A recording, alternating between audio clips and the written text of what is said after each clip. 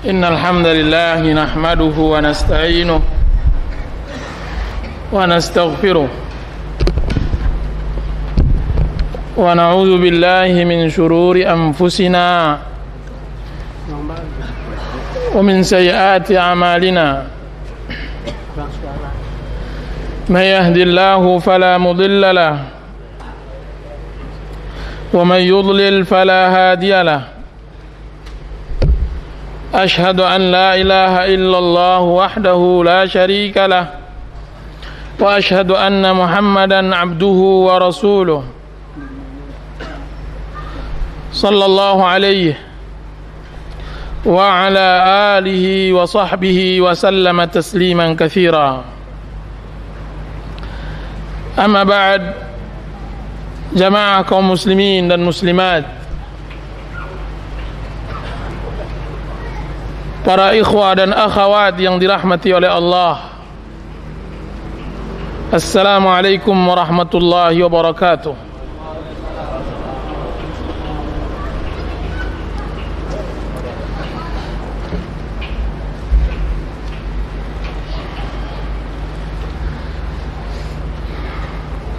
Puja puji syukur kita panjatkan kepada Allah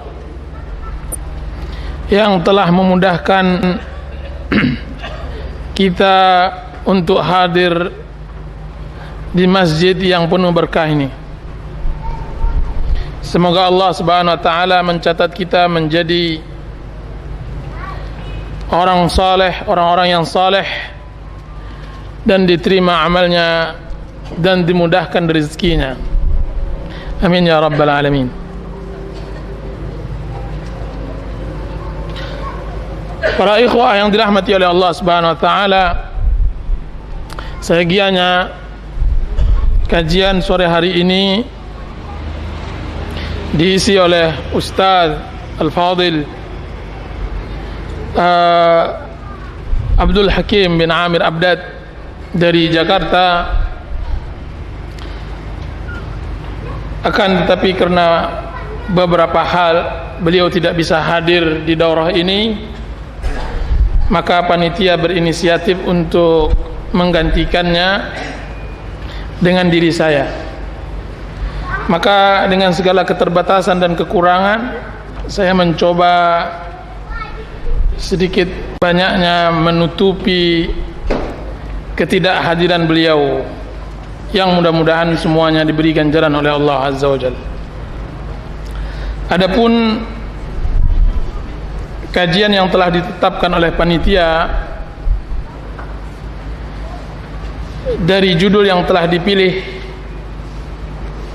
yaitu buku yang dikarang oleh Ustaz Abdul Hakim beberapa waktu yang lalu,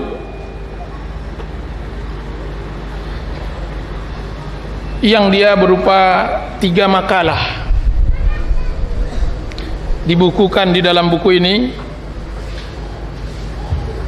dicetak oleh Pustaka Imam Muslim, yang juga makalah ini ada di buku beliau yang masyhur, yaitu Kitabul Masail. Makalah pertama membahas tentang masalah kesahihan hadis iftiraqul ummah.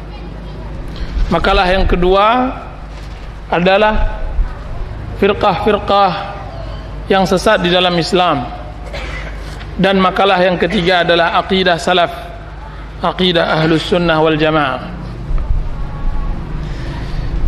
Maka pertemuan kita pada hari ini dan hari-hari berikutnya, insyaallah ta'ala, membahas ketiga makalah ini. Dan hadis pada cerita sore hari ini, insyaallah ta'ala, kita akan mensyarah tentang hadithul iftiraq, tentang hadith al-iftiraq atau hadith iftiraqul ummah, yaitu makalah yang pertama.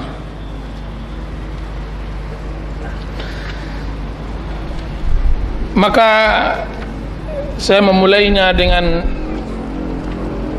segala puji dan tahmid dan tasbih kepada Allah Azza wa Jalla agar Allah Subhanahu wa taala memudahkan saya dan memberikan taufik di dalam kajian ini dan memberikan keberkahan kepada semuanya.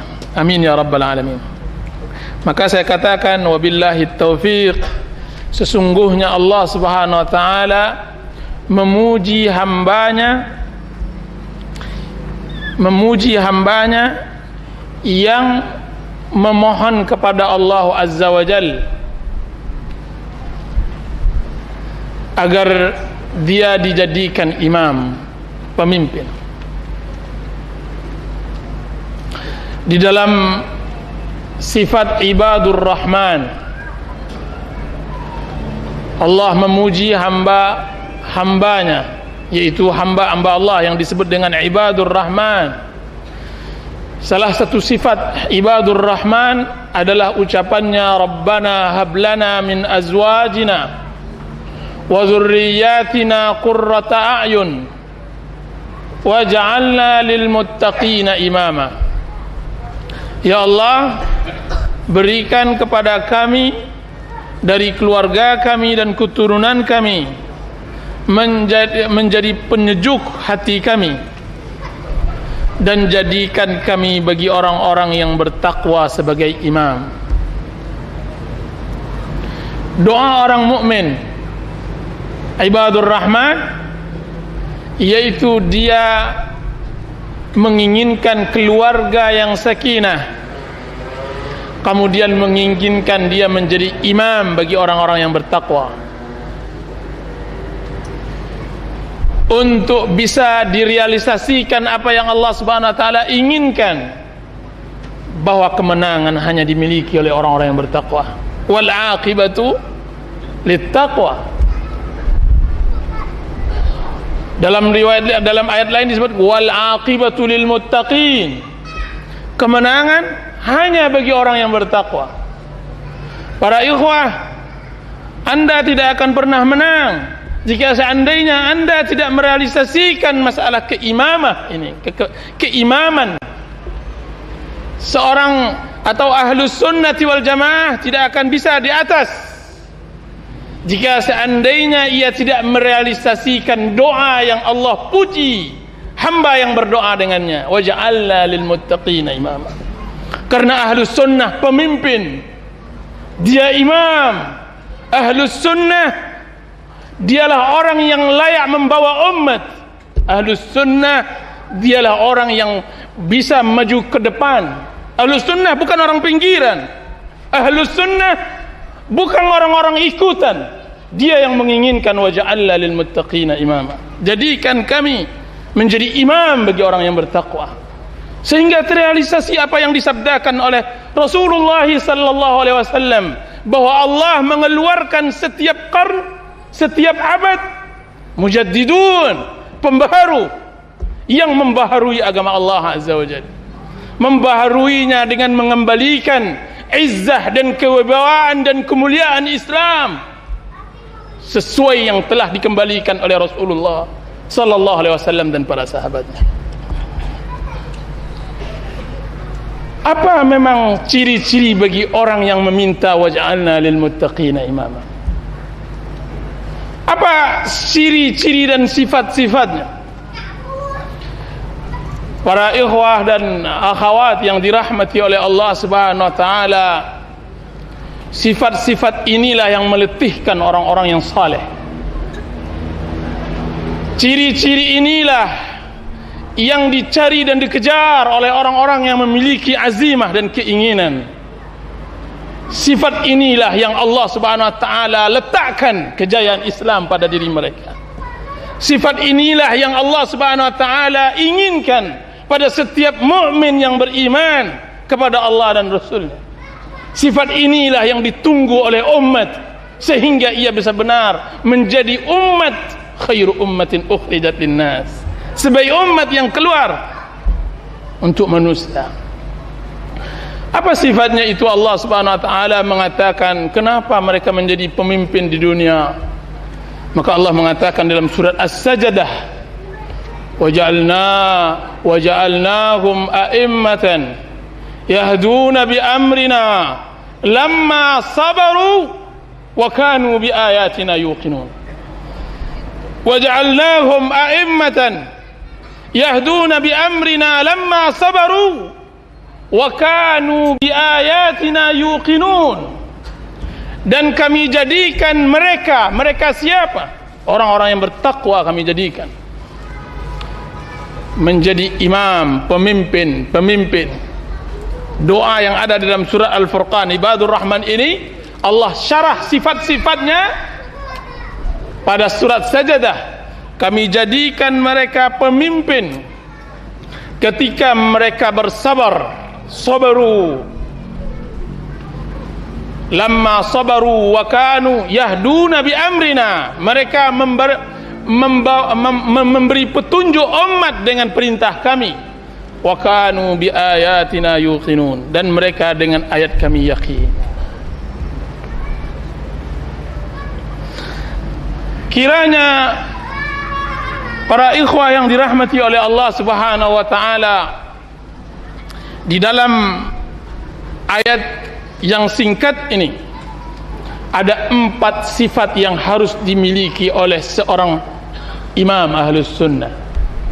Saya katakan imam Ahlus Sunnah bukan satu orang, karena setiap muslim imam. Sebutkan manusia-manusia yang terbina di meja kenabian, di madrasah kerasulan Nabi Muhammad sallallahu alaihi wasallam. Siapa di antara mereka yang tidak pemimpin? Siapa di antara mereka yang bukan pemimpin? Semua sahabat-sahabat Rasulullah sallallahu alaihi wasallam a'immatun fid din, imam-imam di dalam agama. Jadi saya berbicara bukan kepada ciri-ciri pemimpin yang akan kita angkat pemimpin, sebagaimana Banu Israel mencari ciri-ciri pemimpin ketika diangkat Talut menjadi pemimpin mereka. Karena Ahlus Sunnati wal Jamaah semuanya adalah pemimpin. Dia adalah inti dari umat Islam. Dia adalah jusnya, dia adalah saripati umat Islam, sehingga dia berhak untuk memiliki sifat dan tabiat ini. Dia harus merealisasikannya di dalam kehidupannya. Setiap muslim dan mukmin yang sejati, dia adalah pemimpin tersendiri, dia adalah umat, dia adalah generasi tersendiri. Allah mengatakan kana Ibrahim ummatan wahidah. Ibrahim adalah umat, dia generasi.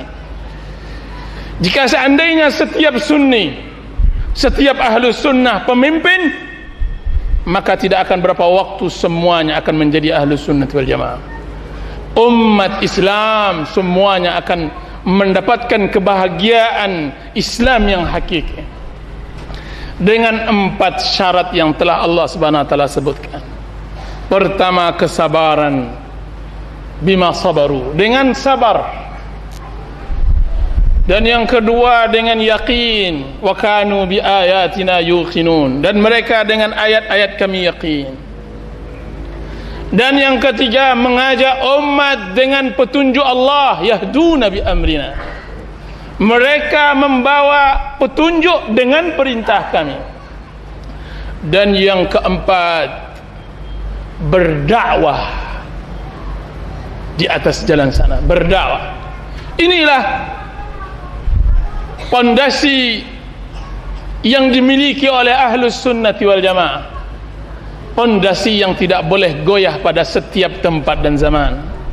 Bahkan ia tidak pernah goyah. Ahlus Sunnah di setiap tempat dan zaman memiliki 4 hal ini: sabar, yakin, berpegang teguh dengan sunnah Rasulullah sallallahu alaihi wasallam, berdakwah dengannya. Waja'alna minhum a'immatan yahduna bi amrina lamma sabaru wa kanu bi ayatina yuqinun. Kaum muslimin dan muslimat yang dirahmati oleh Allah Subhanahu wa taala, untuk mensyarah tentang masalah sabar dan yakin dan berpegang teguh dengan sunnah membutuhkan waktu yang cukup panjang. Akan tetapi ini adalah muqaddimah dari pembahasan makalah yang kita bahas pada kesempatan kali ini.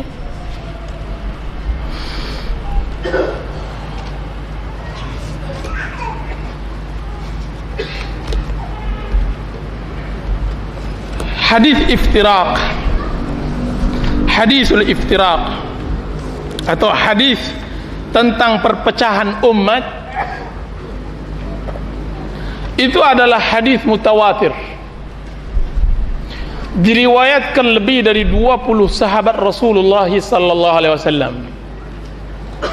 Di antaranya Abu Hurairah, Abdullah bin Umar, Abdullah bin Amr, Abu Musa al-Ash'ari, Abdullah bin Amr bin As, Muawiyah bin Abi Sufyan, Auf bin Malik, dan sahabat-sahabat yang lainnya. Hadisnya mutawatir sehingga tidak mungkin dipungkiri oleh seorang muslim, dan tidak boleh dipungkiri. Dia adalah sesuatu sunnah kauniyah yang Allah subhanahu wa ta'ala telah takdirkan. Apa nas hadis yang mutawatir tersebut tentang perpecahan umat yang terjadi di akhir zaman? Nas hadis tersebut yaitu sabda Rasulullah sallallahu alaihi wasallam pada halaman 14.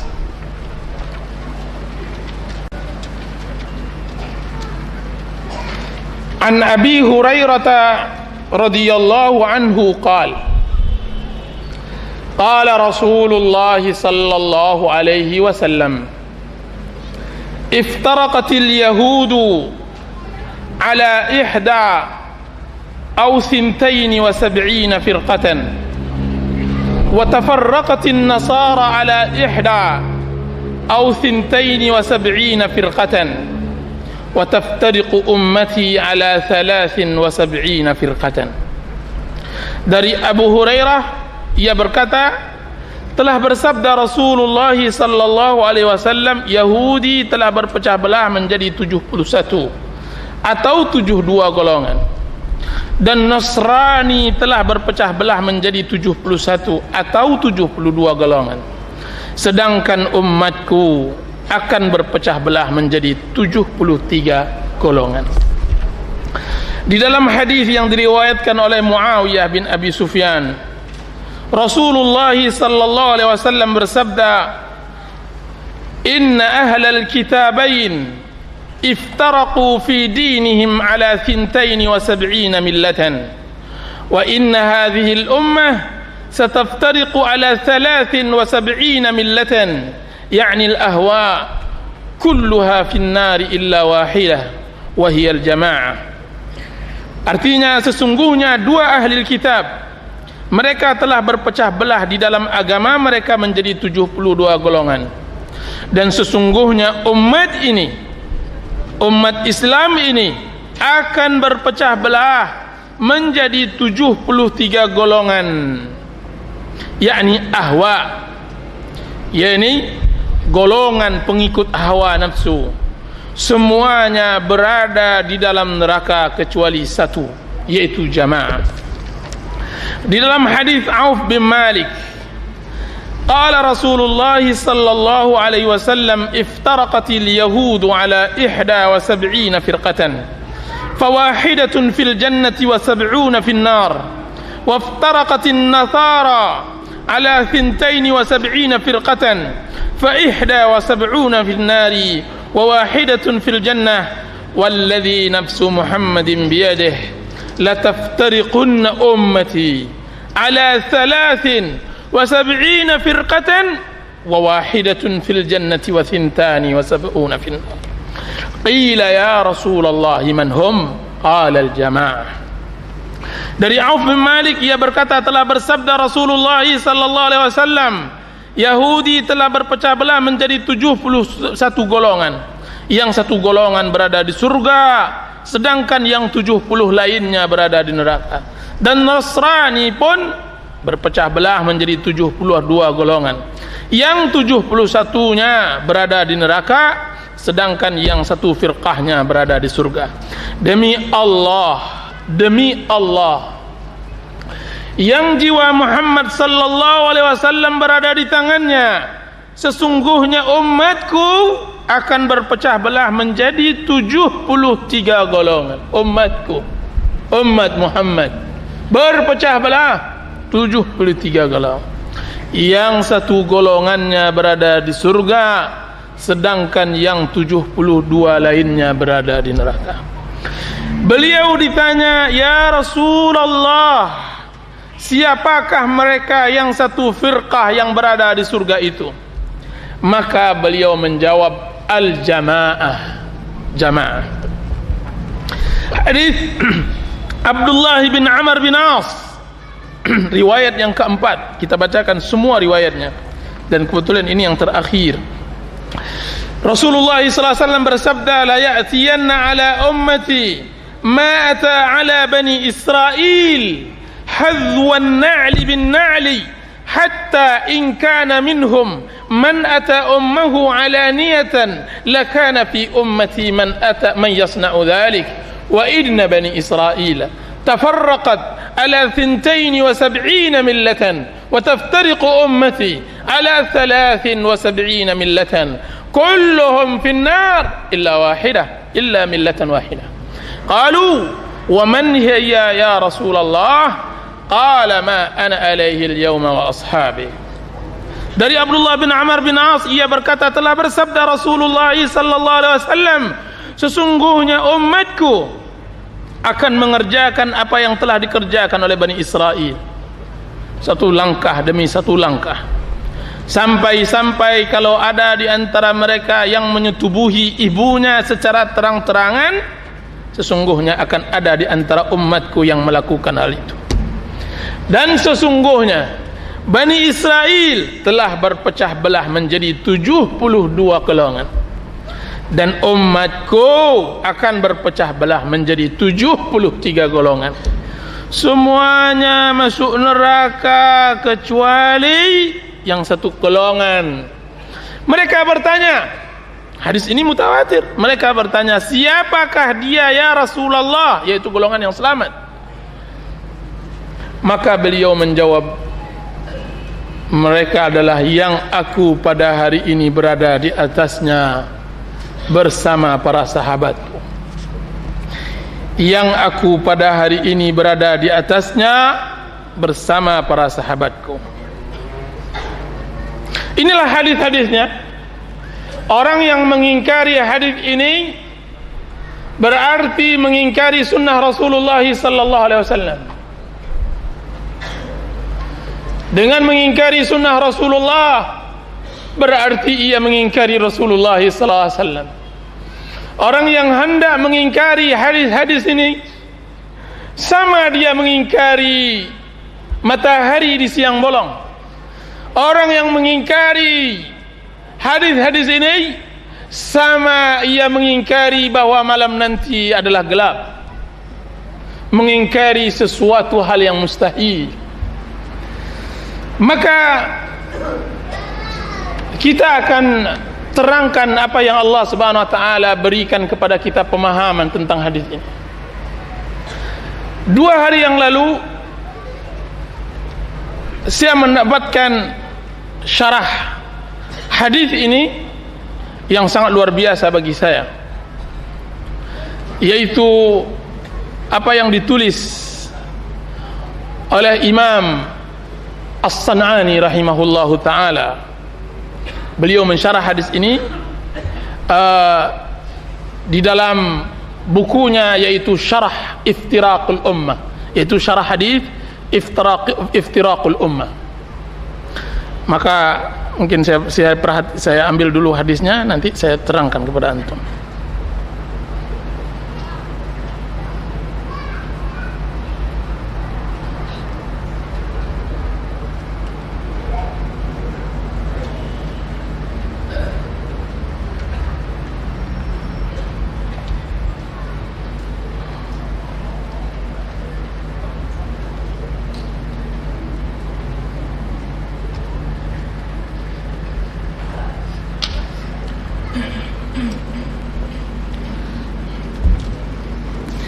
Hadis ini para ikhwah yang dirahmati oleh Allah Subhanahu wa taala Ustadz kita yang mulia menyebutkan beberapa faedah yang kita dapatkan. Anda bisa membacanya di dalam halaman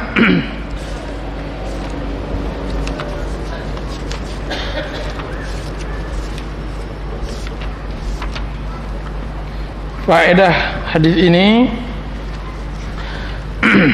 halaman 9 sampai pada halaman 20. 14. Ada 20 faedah yang beliau sebutkan tentang keagungan ayat ini. Maka mulai kita sederhanakan, karena dengan sederhana itu bisa kita memahami agama Islam, insyaallah ta'ala.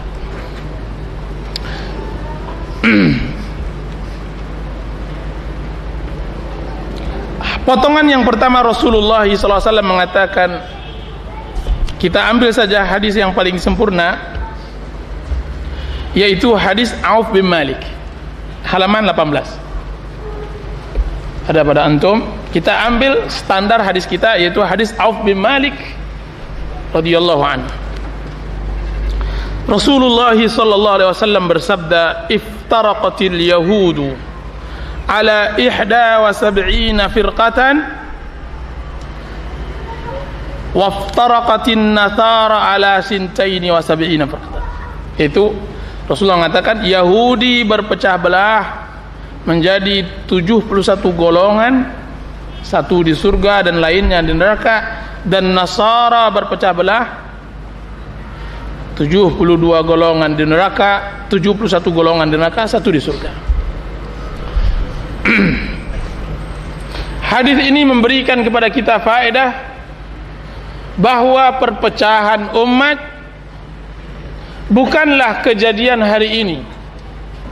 Dia adalah sunnah kauniyah Allah, bahwa manusia ini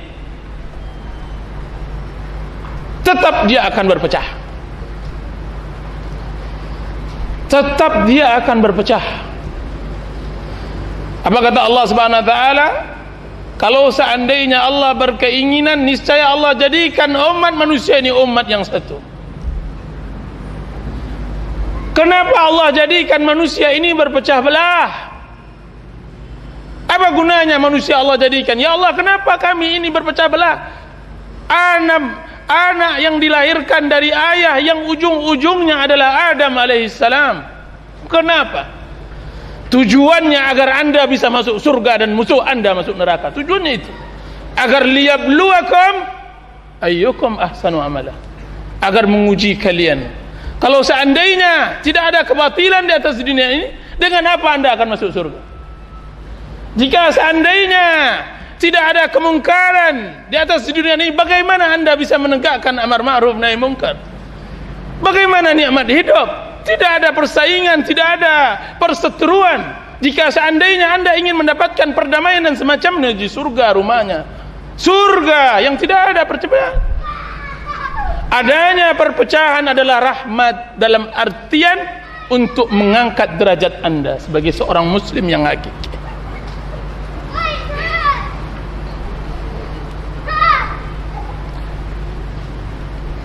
Tadi malam saya membaca sebuah buku, pengalaman hidup di penjara Guantanamo. Anda tahu Guantanamo? Apa itu? Penjara yang sangat-sangat mengerikan di mana? Di Kuba, bukan di Irak, bukan di Afghanistan, di Kuba, sebelah selatan Florida.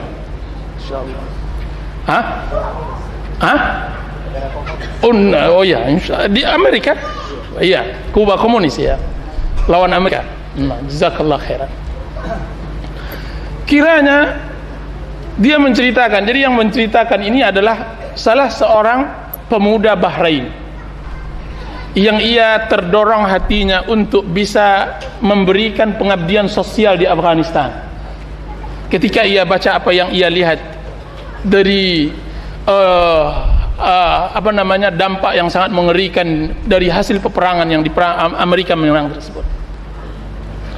Terus ketika dia terdorong hatinya, padahal dia baru mendapatkan anak yang sangat ia cintai, namanya Hajar, dia orang Bahrain, maka dia pastikan dahulu dia kumpulkan hartanya, kemudian dia kumpulkan zakat dari orang-orang Bahrain. Cepat dan singkat cerita, sampailah ia di Afghanistan. Dan di Afghanistan ketika ia sampai di sana, kiranya perkara lebih luar biasa daripada yang ia duga, bahwa niat baik tidak cukup akan mengantarkannya kepada keselamatan. Akhirnya dia terpaksa harus keluar dari daerah tersebut. Akan tapi di saat keluar tidak memungkinkan lagi. Ketika itu 4 kelompok yang hendak merebut setiap warga Arab di sana, siapapun itu. Pertama orang Amerika, Amerika mengetahui setiap orang Arab langsung diambil dan masukkan ke tentara. Dan juga orang-orang Afghan yang hendak mendapatkan uang dari orang Amerika. Dan yang ketiga, musuh-musuh yang orang-orang Mas'ud yang terbunuh, yang mereka sangka yang bunuhnya adalah orang Arab. Mereka juga dendam terhadap orang Arab. Dan yang keempat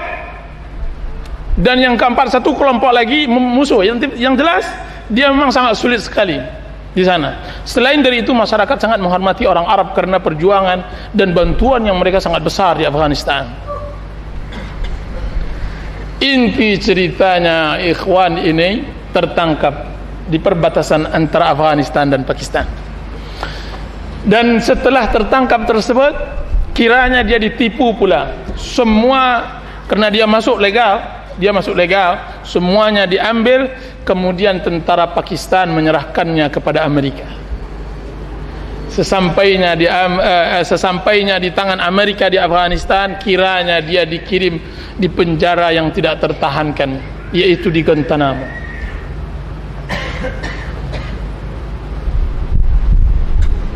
Berapa lama dia tinggal di sana? 4 tahun. 4 tahun. Kiranya, kemana saya hendak berkata, kiranya di sana subhanallah alazim, dia menceritakan sesuatu di luar dugaan. Bayangkan, dia sudah terbiasa dengan penjara, ada namanya penjara mati. Itu adalah ukuran 1,5 meter dengan 1 meter. Dia sudah terbiasa dicedukkan di sana 3 bulan berturut-turut, diikat mata, diikat tangan, hanya diberikan makanan yang sedikit agar dia hidup saja. Bahkan biasa dia tidak bisa tidur karena ada sorotan, lampu sorot dengan suara sirine setiap saat.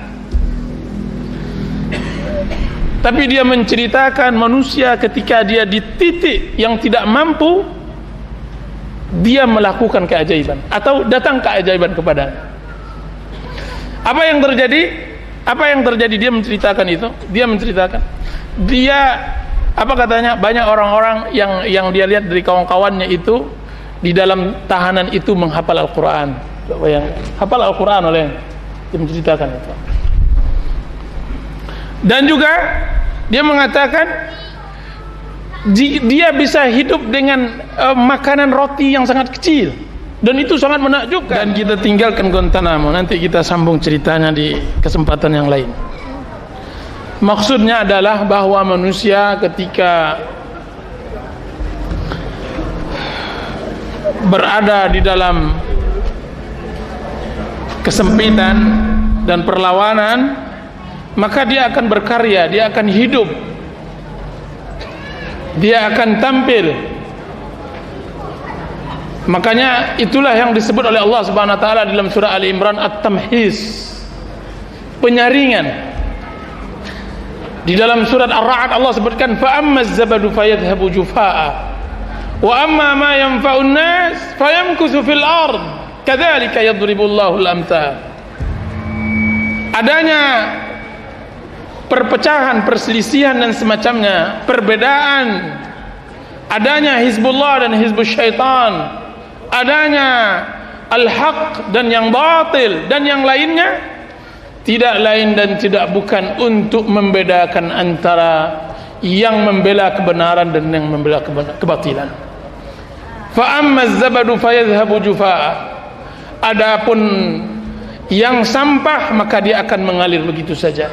Wa amma ma yanfa'un nas, adapun sesuatu yang bermanfaat untuk manusia maka ia tinggal. Begitu Allah Subhanahu wa taala ciptakan antara yang hak dan yang batil untuk liyabluwakum, untuk menguji kita. Berarti dia adalah sunnah kauniyah Allah tentang perpecahan. Permasalahannya bukan pada perpecahan. Permasalahannya apakah Anda di atas kebenaran atau Anda di atas kebatilan? Apakah Anda adalah pembela syaitan? Apakah Anda pembela Allah Azza wa Jalla? Itu saja permasalahannya. Para ikhwah dan akhwat, bapak dan ibu-ibu yang saya hormati,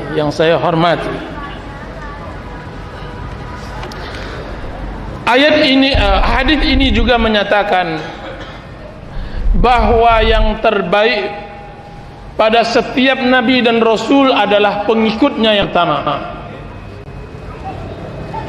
Maka kelompok yang selamat di kalangan orang-orang Yahudi dialah kelompok yang mengikuti Nabi Musa alaihissalam, dan kelompok yang selamat dari kehancuran pada zaman Nabi Isa dia adalah Hawariyun yang mengikuti Nabi Isa alaihissalam. Dan kelompok yang selamat, ini faedah yang kedua, dan kelompok yang selamat dari kehancuran di zaman Rasulullah sallallahu alaihi wasallam dia adalah sahabat-sahabat Rasulullah sallallahu alaihi wasallam.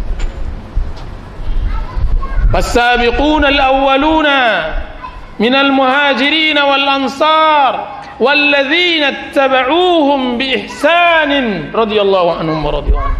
Orang-orang yang terdahulu dari kalangan muhajirin dan ansar, dan orang-orang yang mencoba mengikuti mereka dengan baik, maka Allah redha kepada mereka dan mereka redha kepada Allah radhiyallahu anhu. Jadi adalah umat yang terbaik, adalah umat yang paling kuat mengikuti Rasulullah sallallahu alaihi wasallam, yang paling kuat mengikuti nabinya, yang paling kuat mengikuti nabinya.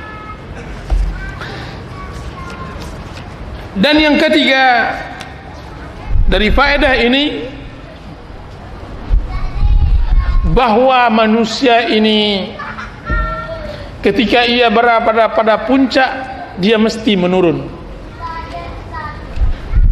sebagaimana yang disebutkan oleh Umar bin Khattab radhiyallahu anhu ketika ia mengatakan bahwa sesuatu ketika sudah tinggi mesti dia turun kembali. Seperti orang naik ke gunung, ketika ia berada pada puncaknya maka dia turun. Dan puncak keemasan Islam dan puncak keemasan sebuah agama itu adalah ketika ada Rasulnya, ketika hidup Rasulnya.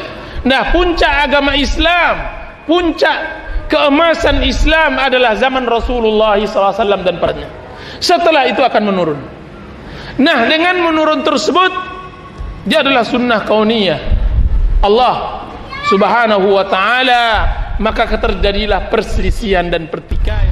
Nah, para ikhwah yang dirahmati oleh Allah Subhanahu wa ta'ala, permasalahannya bukan pada takdir sunnah kauniyah Allah. Permasalahannya Anda berada di mana? Apakah bersama kelompok yang Rasulullah SAW sebutkan bahwa mereka adalah umat tasyabbuh, kelompok yang menyerupai orang-orang Yahudi dan Nasrani, atau umat yang selalu istiqamah di jalan Allah Azza wa Jalla? Innal ladzina qalu rabbuna Allah tsumma istaqamu tatanazzalu alaihimul malaikah. Orang yang mengatakan Rabb kami adalah Allah, kemudian dia istiqamah, maka malaikat akan turun kepadanya.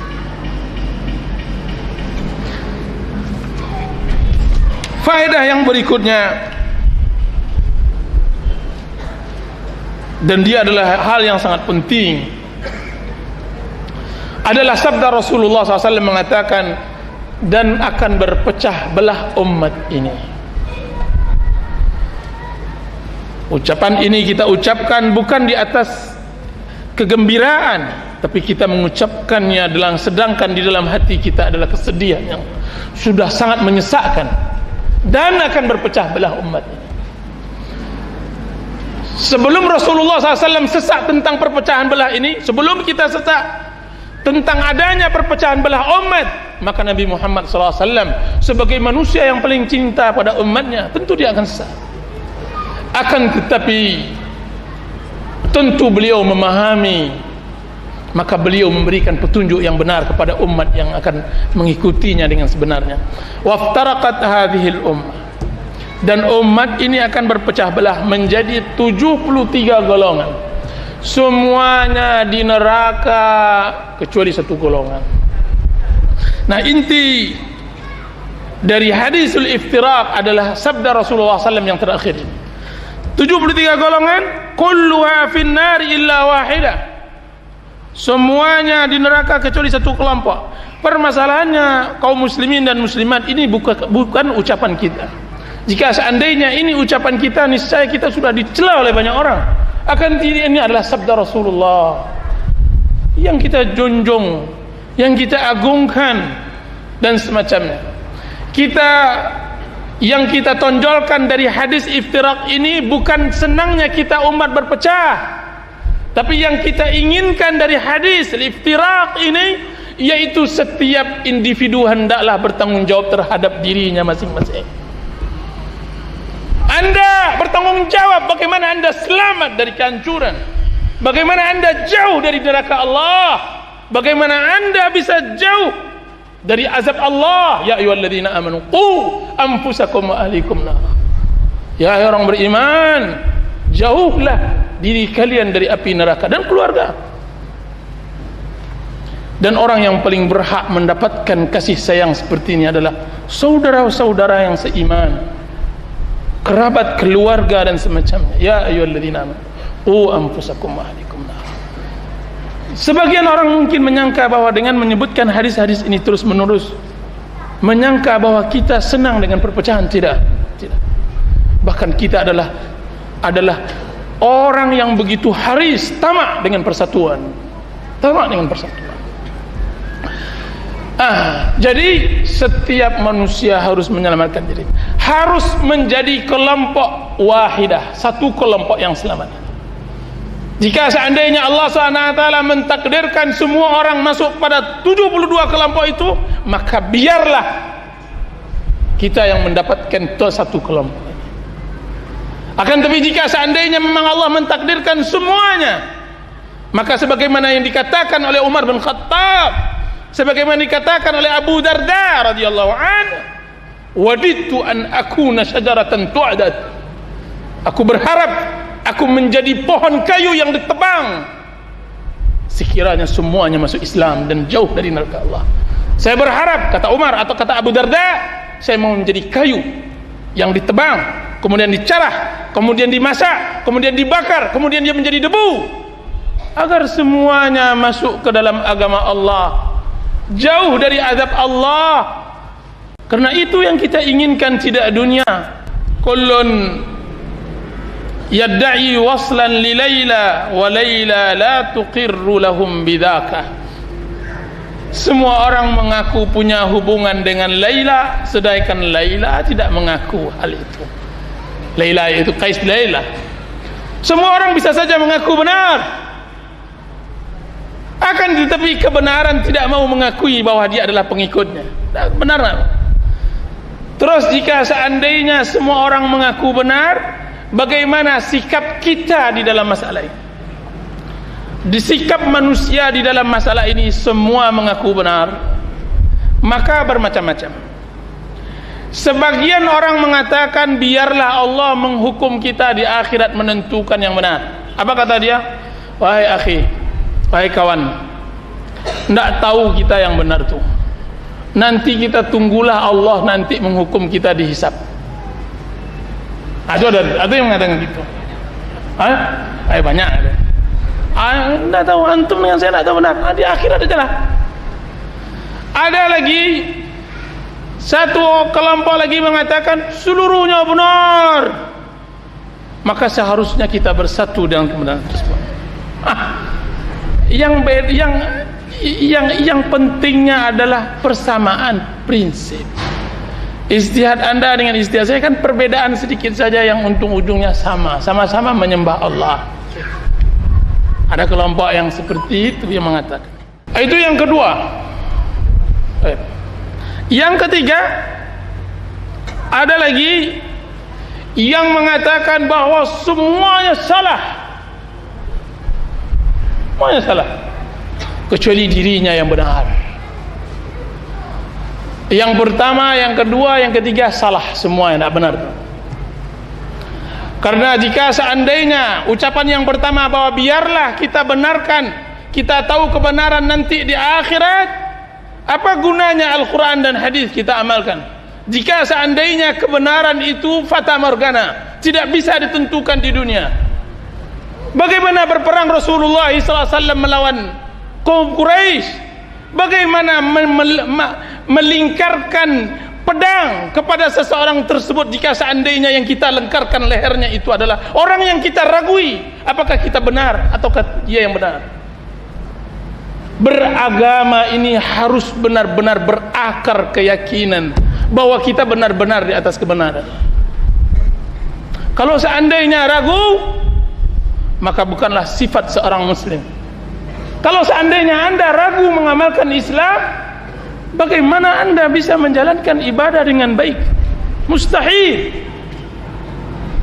Ketika Anda berpuasa hari ini, Anda ragu apakah Anda benar atau mungkin yang lain benar, bagaimana Anda bisa beribadah? Ketika Anda bertakbir pada Allah, Anda ragu bahwa takbir Anda ini benar atau tidak, bagaimana Anda akan bertakbir dengan nikmat dan bahagia?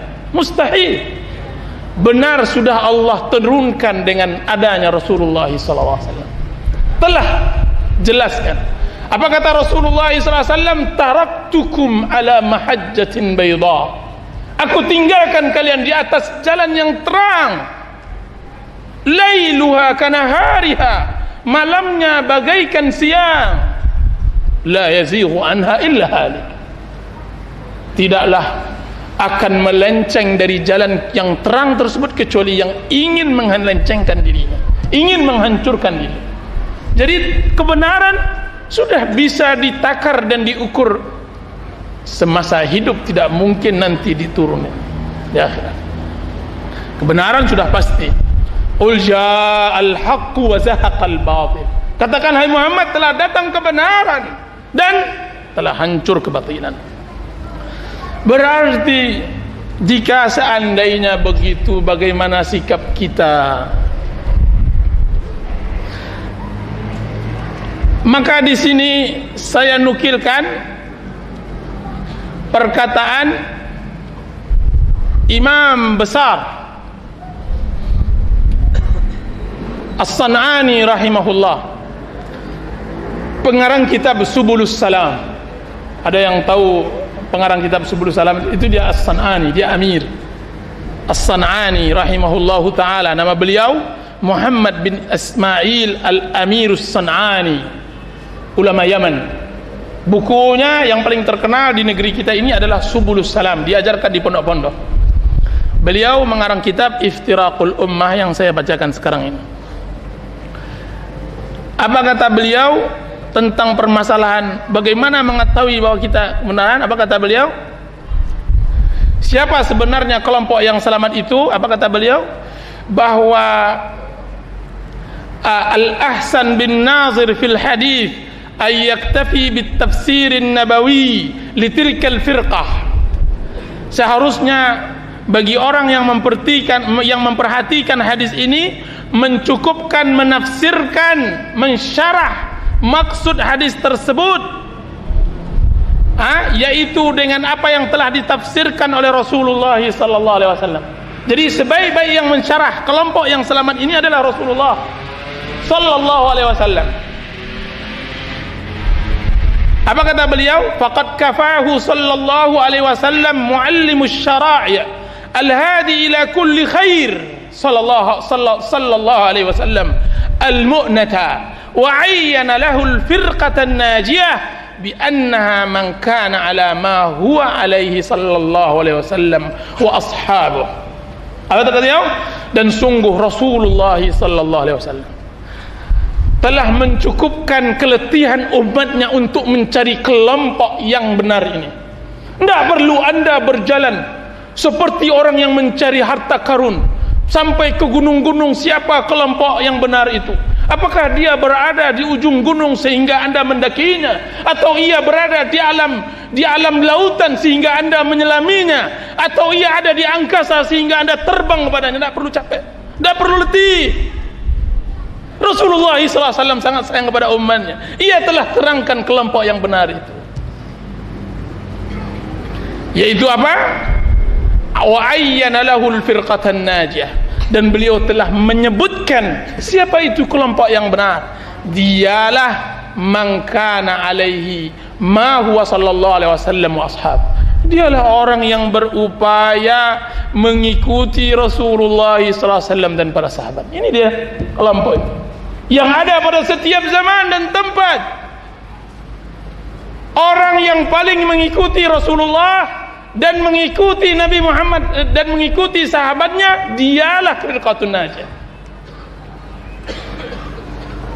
Orang yang paling mengikuti Rasulullah dan mengikuti sahabat-sahabatnya, dialah kelompok firqatun najiyah. Bukankah Rasulullah SAW menafsirkannya itu? Ma'ana alaihi al-yawma wa ashabi. Orang-orang yang berusaha bertahan apa yang saya agamakan hari ini dan sahabat-sahabatku. Itu yang ditafsirkan oleh sahabat-sahabat Rasulullah SAW. Apa yang hari ini agama, maka dia agama. Apa yang tidak hari ini agama, maka dia bukan agama.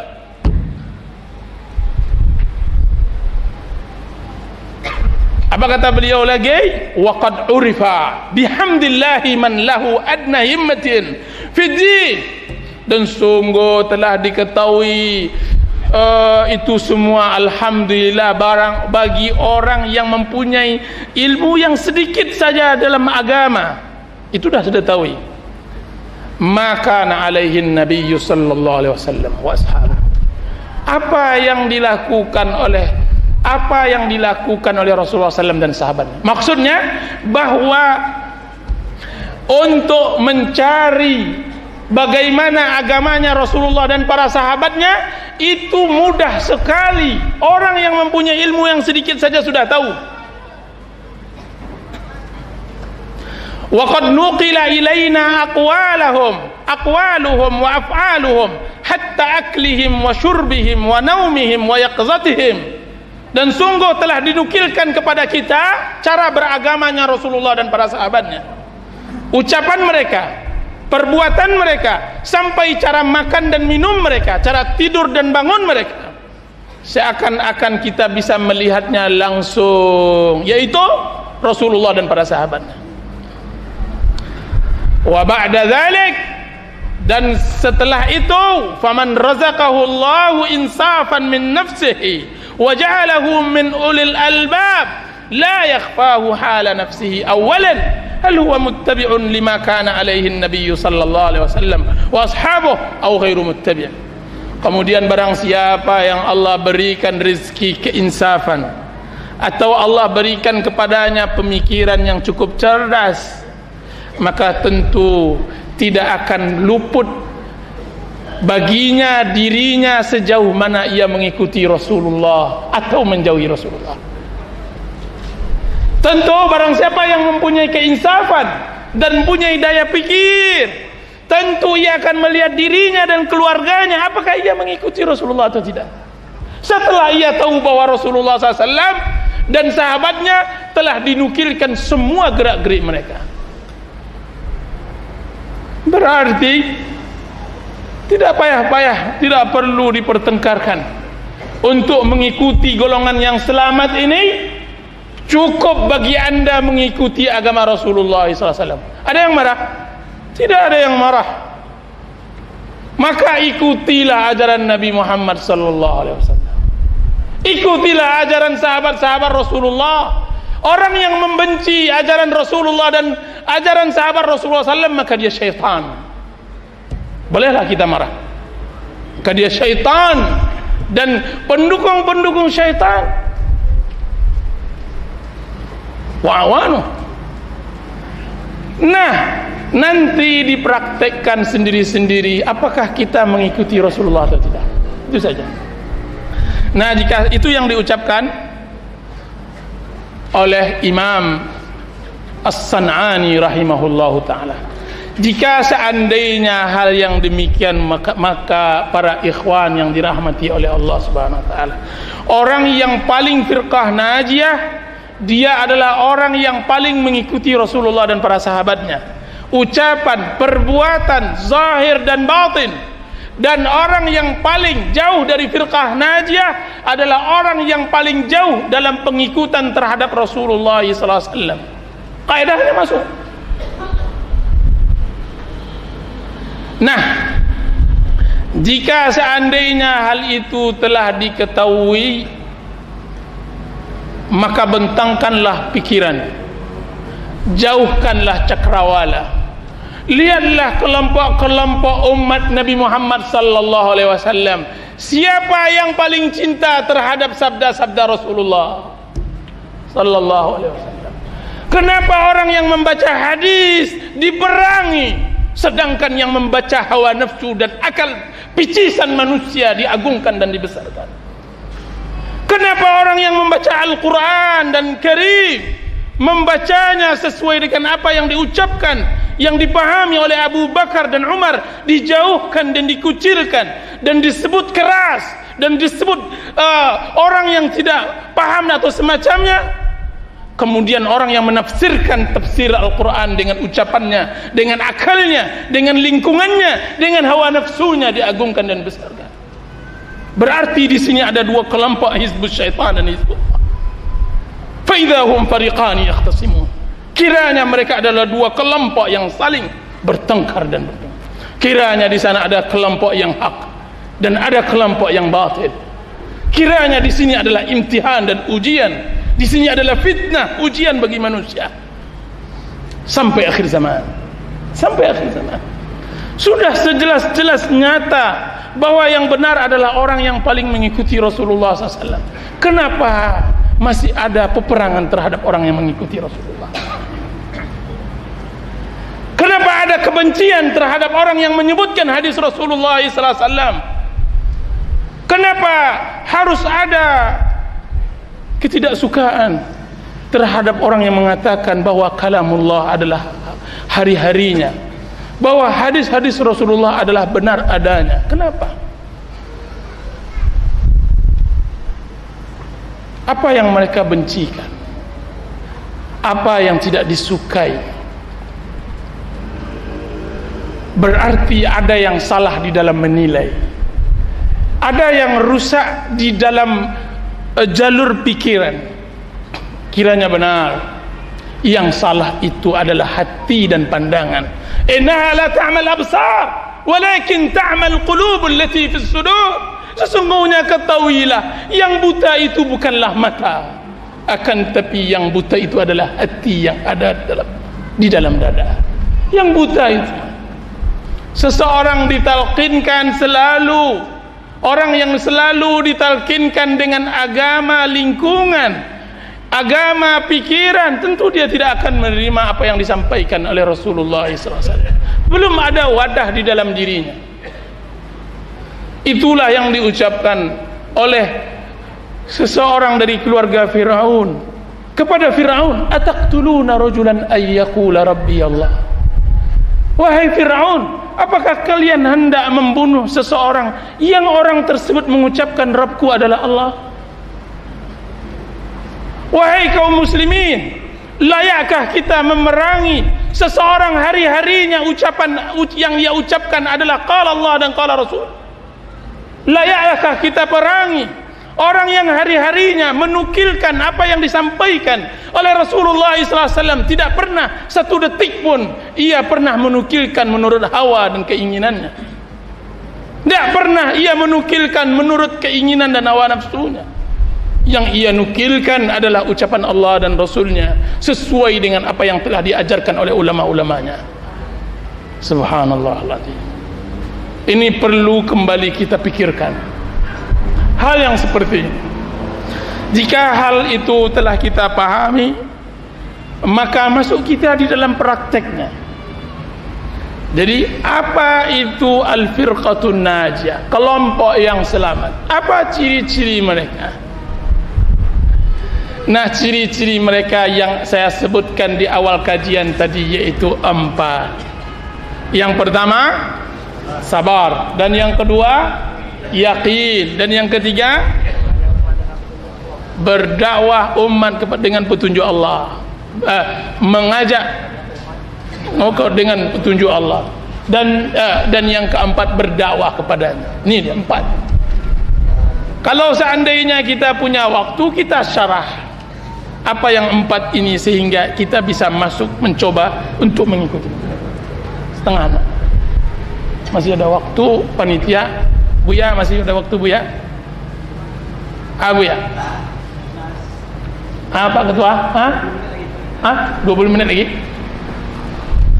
Allah musta'an. Baik, kita syarah dengan apa? Pertama, kita ambil yakin bahwa sifat dan ciri-ciri Ahlus Sunnah wal Jamaah adalah yakin. Yakin.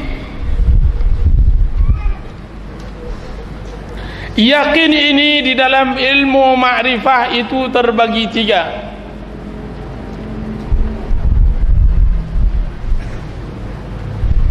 Yang pertama, ainul yakin. Yang kedua, hakul yakin. Atau yang pertama, yang ada lagi yang tahu? Satu lagi, ilmul yakin. Yang kedua, ainul yakin. Dan yang ketiga, hakul yakin. Ini 3. Jadi yang pertama ilmu yakin, yang paling rendah yakin, akan tapi yakin. Apa maksudnya itu? Kalau ilmu yakin adalah seperti orang menyebutkan bahwa korma itu manis. Misalnya orang Bangkinang ini ditalkinkan oleh orang-orang yang jauh datang dari jamaah haji bahwa korma itu manis. Datang lagi pamannya bilang korma itu manis.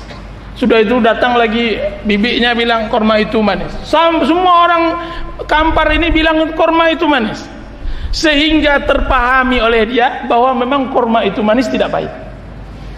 Kalau hanya ilmunya baru sampai ilmu, berarti itu disebut ilmu yakin. Kemudian qadar Allah mudahkan baginya untuk berangkat ke Arab Saudi untuk menunaikan haji. Kemudian nampak pula, pergi pula dia ke pasar korma. Dilihat pula olehnya korma tersebut. Kata orang tersebut halal. Diambilnya satu, dimakannya. Kiranya memang manis. Berarti sudah naik pula pangkatnya dari ilmu yakin yang hanya dia dapatkan ilmu itu dari berita-berita. Dia sudah naik kepada tingkat yang kedua, yaitu ainul yakin, bahwa ilmu itu bukan hanya dia dengar, tapi sudah sampai ia kecap dan ia rasa. Ilmu yakin. Ilmu yang pertama dengan ain yang kedua itu tidak sama. Orang yang sudah merasa, kalau anda katakan, sebutkan kurma itu pahit, pasti dia agak enggak. Kalau dia posisi pertama belum ke Madinah tadi atau ke Mekah tadi, enggak, saya kemarin ketemu kurma itu pahit. Betul kan? Tapi semua orang ngomong manis. Agak ragu dia, kenapa? Karena belum dia rasakan. Tapi kalau dia udah kecap, itu agak kokoh dia sedikit. Tidak mungkin gigi lidah saya aja merasakan manis. Itu kebetulan sariawan mungkin. Itu mungkin agak ragu. Tapi ainul yakin, di atas puncaknya adalah hakul yakin, yaitu ia bawa kurma tersebut, dia bawakan, dia makan, ia rasakan manfaatnya, ia pastikan memang ia manis.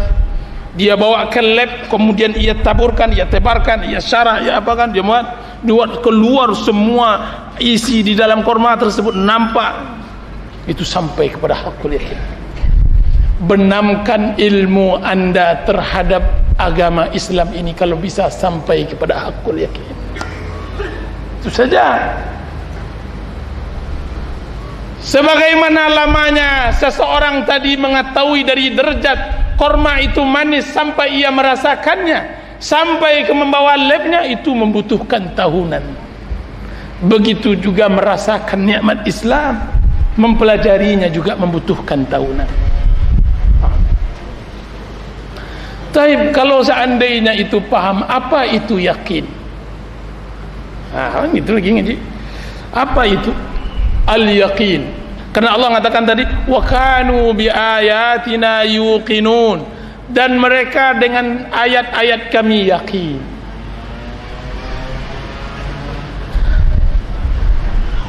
Keyakinan adalah sebuah ma'rifah dan pemahaman yang masuk menghunjam ke dalam hati. Dari awalnya ia keluar, ia di luar, kemudian ia masuk ke hunjam ke dalam hati, kemudian terpahami olehnya dan semacamnya.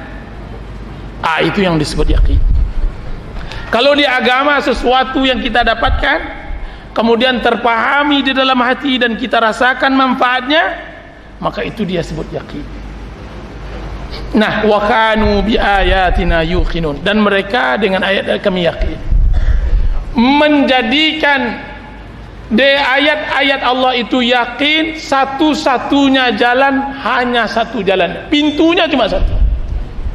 Yakin dengan ayat-ayat Allah, baik itu ayat matluwah yaitu Al-Quran dan hadis, ayat yang dibaca, maupun ayat yang dilihat, ayat kauniyah, hanya satu caranya, yaitu dengan menuntut ilmu.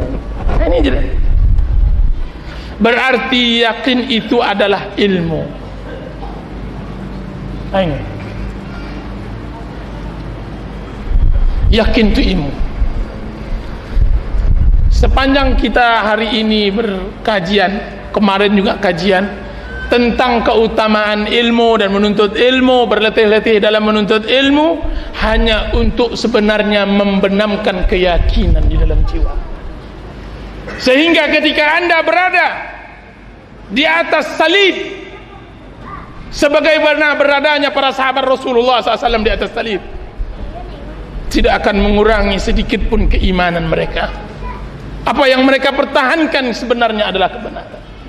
Sehingga ketika anda dikepung 12.000 musuh menyerang kota Madinah, di dalam jantung Madinah sendiri ada kelompok Yahudi dan ada lagi orang munafik, bukan menambah ketakutan dan kerasa cemas, akan tapi menambah keimanan. Dari mana itu dihasilkan? Dari ilmu dan keyakinan. Ilmu ini akan memberikan kita istiqamah walaupun 1000 dajjal menggodanya. Memberikan istiqamah. Tahukah antum bahwa satu-satunya laki-laki yang bisa terjauh dari fitnah dajjal adalah laki-laki yang mengenal dajjal melalui sabda Rasulullah SAW. Berapa banyak umat terpelanting, umat terjerumus, manusia jatuh salah menilai sebuah kebenaran atau kebatilan disebabkan ia jauh dari ilmu. Berapa banyak urat kita tegang, berapa kali kita marah kepada kelompok sianu atau kepada sesuatu, ada seseorang, karena kita menuduhnya sesat, akan tapi sebenarnya yang salah adalah kita menuduhnya sesat. Kenapa? Karena kita tidak memiliki ilmu dan pengetahuan tentang itu. Jadi berilmulah tentang agama Allah, sehingga anda bisa yakin untuk berdiri di atas kebenaran dan menunjuk yang lainnya di atas kebatilan. Kalau seandainya anda tidak berilmu, maka jadilah kita nanti seperti baling-baling di atas bukit, tidak pernah menentukan, kita selalu ditentukan. tidak pernah mendudukkan, kita selalu didudukkan. Musibah. Berarti menuntut ilmu lah. Ilmu apa? Supaya kita kokoh, tidak tergoyahkan, sehingga kita tahu bahwa ini yang benar dan ini yang batil dari banyaknya orang mendakwakan kebenaran. Bagaimana kita paham bahwa ini adalah mungkar dan ini adalah yang hak dan ini ma'ruf? Tidak ada ilmu yang menerangkan itu kecuali kitabullah dan sunnah Rasulullah sallallahu alaihi wasallam. Hari ini pulanglah, kembali ambil Al-Quranul Karim, kemudian bacalah. Sudah umur 50 tahun, hanya belum pernah juga menamatkan Al-Quran. Sesudah itu kita mengaku bahwa kita berkiblat kepada Al-Quran. Sudah umur 60 tahun, mengaku bahwa kita adalah pemilik sunnah Rasulullah, mencintai Rasulullah SAW. Di rumah tidak ada Sahihul Bukhari, tidak ada Sahih Muslim, tidak ada Sunan Nasai. Subhanallah. Zalim kita kalau seandainya masih itu pula kita mengakui bahwa kita adalah firqatun najah, kelompok yang selamat. Zalim pula kalau seandainya kita mengakui bahwa kita adalah kelompok yang selamat, yang mengaji sekali dalam setahun, yang dia kaji pun sesat. Sudah itu kita mengaku kebenaran.